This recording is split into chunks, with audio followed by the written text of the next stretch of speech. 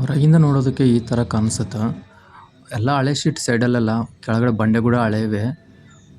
ಫ್ರಂಟಲ್ಲಿ ನೋಡಿಕೊಂಡ್ರೆ ಈ ಥರ ಫ್ರಂಟಲ್ಲಿ ಅಷ್ಟೇ ಹೊಸ ಶೀಟ್ ಹಾಕಿದ್ದಾರೆ ಸ್ವಲ್ಪ ಚೆನ್ನಾಗಿ ಕಾಣಲಿ ಅನ್ನೋ ಕಾರಣಕ್ಕೆ. ಒಳಗೆ ನೋಡೋಣ.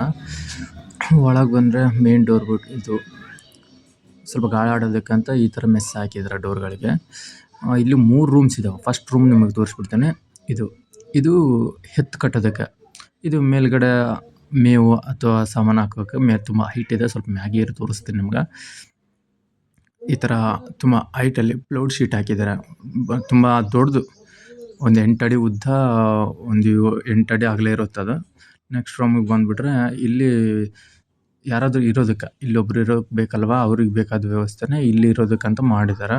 ಈ ಕಡೆ ಲಾಸ್ಟಲ್ಲಿ ರೂಮ್ ಒಂದಿದೆ. ಇದು ಹೊಲದಲ್ಲಿ ಬೆಳೆದಿರೋ ಏನಾದರೂ ಬೆಳೆನ ಇಡೋದಕ್ಕಂತ ಮಾಡಿದ್ದಾರೆ. ಗೋಡನ್ ಅನ್ಕೊಳ್ರಿ ನೀವು, ಗೋಡನ್ ಟೈಪು ಈ ಥರ ಇದೆ. ಚೆನ್ನಾಗಿದೆ. ಇರೋ ಹಳೆ ಶೀಟ್ಗಳಲ್ಲೇ ಹಳೆ ಬಂಡೆಗಳು ಇರೋದ್ರಲ್ಲೇ ಚೆನ್ನಾಗಿ ಮಾಡಿದ್ದಾರೆ.